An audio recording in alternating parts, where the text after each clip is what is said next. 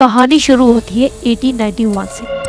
America के एक छोटे से शहर पाइकविल में जेम्स और उनकी पत्नी ऑक्टेविया रहते थे। जनवरी में ऑक्टेविया ने एक बेटे को जन्म दिया, लेकिन खुशी ज्यादा दिन तक नहीं टिकी। कुछ ही दिनों बाद उनकी बेटे की मौत हो जाती। इस गहरे दुख के बाद ऑक्टेविया धीरे धीरे कमजोर पड़ने लगी। इसी दौरान शहर में एक अजीब सी बीमारी फैल रही। इस बीमारी में इंसान कोमा जैसे हालातों में चला जाता था। इन केसेस में उनकी पल्स इतनी वीक हो जाती थी कि उसे महसूस करना भी मुश्किल था। कुछ ही दिनों में ऑक्टेविया भी उसी बीमारी का शिकार हो गई। डॉक्टर्स ने पल्स और सांस चेक की। कहानी यही खत्म नहीं हुई। ऑक्टेविया के दफन होने के कुछ दिन बाद शहर के और लोग भी उसी अजीब सी बीमारी की वजह से कोमा जैसे हालात में चले गए, लेकिन इस बार कुछ लोग धीरे धीरे रिकवर होने लगे। यहीं से जेम्स के मन में शक हुआ कि अगर दूसरे लोग वापस होश में आ सकते हैं तो क्या ऑक्टेविया जिंदा थी। उन्होंने अथॉरिटी से परमिशन मांगी और ऑक्टेविया की कब्र को खुलवाया गया। जब कॉफिन को जमीन से बाहर निकाला गया तो उसने सबको सन कर दिया। कॉफिन के अंदर की साटन की लाइनिंग फटी हुई थी, जैसे किसी ने अंदर से जोर लगाया हो।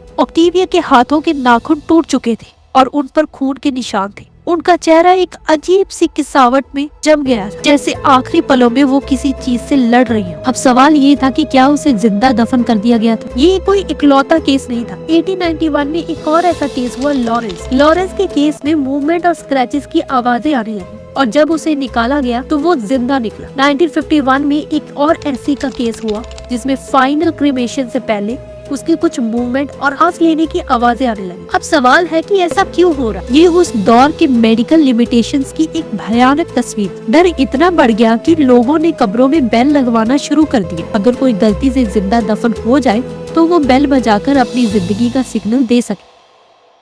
If you like the video, don't forget to hit like and subscribe.